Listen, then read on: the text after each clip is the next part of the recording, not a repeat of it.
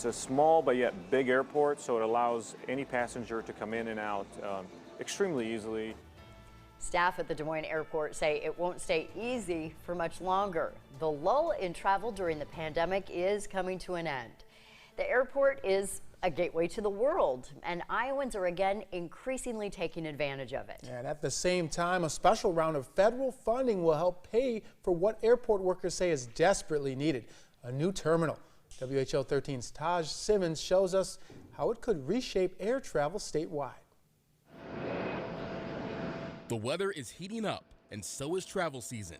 2 years removed from the COVID-19 pandemic, Iowans are starting to take to the sky again. The airport's very easy to maneuver around, and people are friendly. That includes Judy Houghton, who flew round trip to Las Vegas directly from Des Moines International Airport. When we were younger, we didn't mind switching planes and making the connections, but just the one-stop flights are much nicer now. Your attention, please. Nearly 3 million passengers passed through Des Moines in 2019 before traffic plummeted in 2020. Executive Director Kevin Foley believes the numbers are starting to rebound from the pandemic slump, but can the airport's infrastructure handle it? The existing terminal is struggling already to accommodate the level of passenger traffic that we have, but more importantly, it's struggling to accommodate the demand for aircraft parking. DSM has a plan to relieve the pressure. It hopes to build a new terminal and ultimately increase the number of gates from 13 to 22. Although those glistening gates could take a while to get here due to the cost. We're looking at about $711 million to get the whole project completed. In order to get it completed, we'll have to do it in phases. 1A, we anticipate will start construction in 2023. Majority of it in 2024. A new arrival is here to the rescue, or more accurately, from the rescue.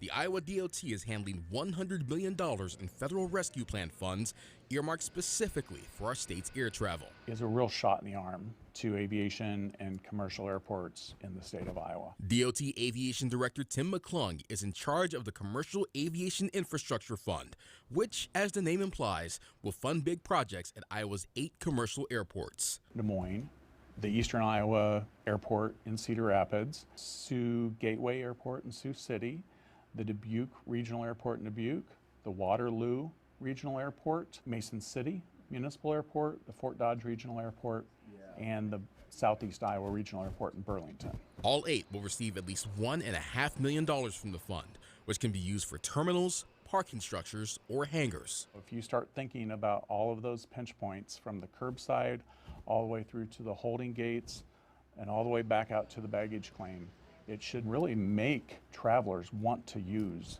the Iowa airports. Think of the funding kind of like the House and the Senate. The first $10 million is split up evenly among all 8 airports, just like the Senate. But the other $90 million is split up proportionally by the number of planes each airport boarded.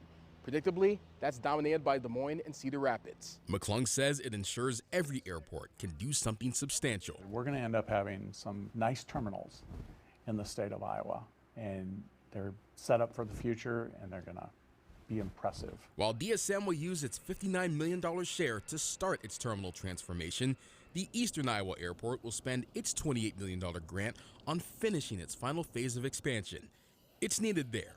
Remember the traveler we talked to flying out of Des Moines?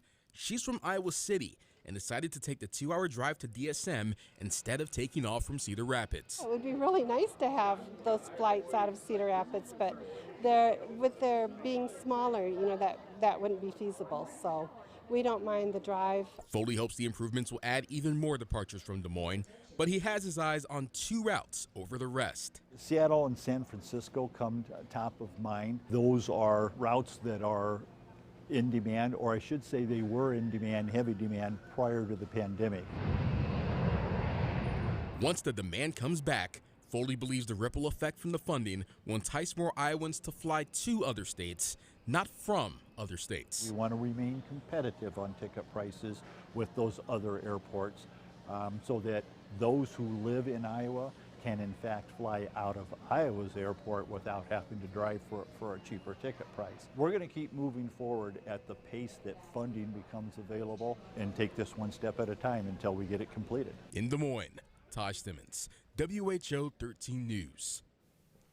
And the exciting news could come quickly. Applications for how each airport will use their share of the infrastructure fund were due last week. The Iowa DOT will decide which projects receive funding tomorrow. Okay.